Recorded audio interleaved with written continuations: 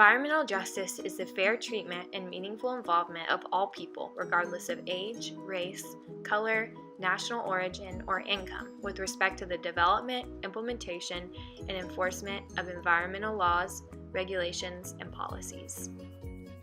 Environmental justice commonly addresses lack of available resources like grocery stores, as well as issues such as heavily polluted water and bad air quality. When you don't have environmental justice, your food environment, physical environment, and built environment is lacking. We know Atlanta today for its beautiful skyscrapers and plentiful resources, but not all of Atlanta benefits from and shares in these beautiful areas.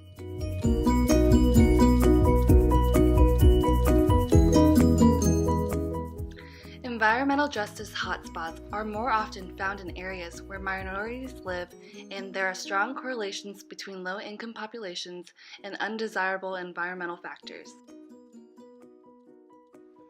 Lead paint and diesel particulate matter in the Atlanta area are at its highest rates in the southeast and southwest side of the city, the I-85 corridor in the northeast, and downtown Marietta. These are considered the most environmentally unjust areas of Atlanta.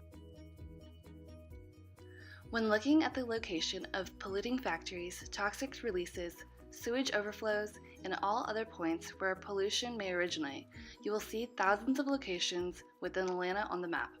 The worst areas in Atlanta are Douglas, Fulton, and Cobb counties, near Fulton Industrial Boulevard and the Chattahoochee River. Pollution points are generally found in higher numbers in populous areas, close to railways, and in industrial centers. An example of a city in Atlanta that experiences environmental injustice is Bankhead, located just a few miles away from other thriving environments. The parks are filled with litter, broken glass, and broken or worn down features such as empty community pools and unsafe playground material, limiting its use to the community. The built environment is poor and the streets and creeks are filled with litter.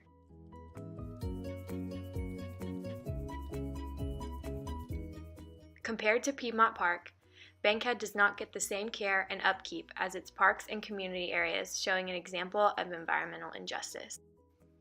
Also, Bankhead does not have access to healthy grocery stores filled with fruits and vegetables. As compared to Buckhead, there are no available supermarkets and only 10 available grocery stores.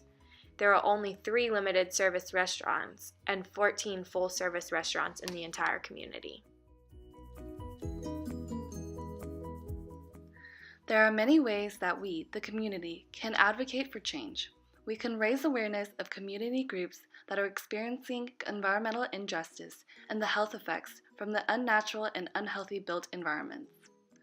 We can develop the community-based cleanup guideline to assist community members in their community cleanup efforts. We can also form a working group with business and government leaders to address environmental justice issues and convince the federal government to help fund the state and local government's effort to make an impact on the disparities between environments in the city.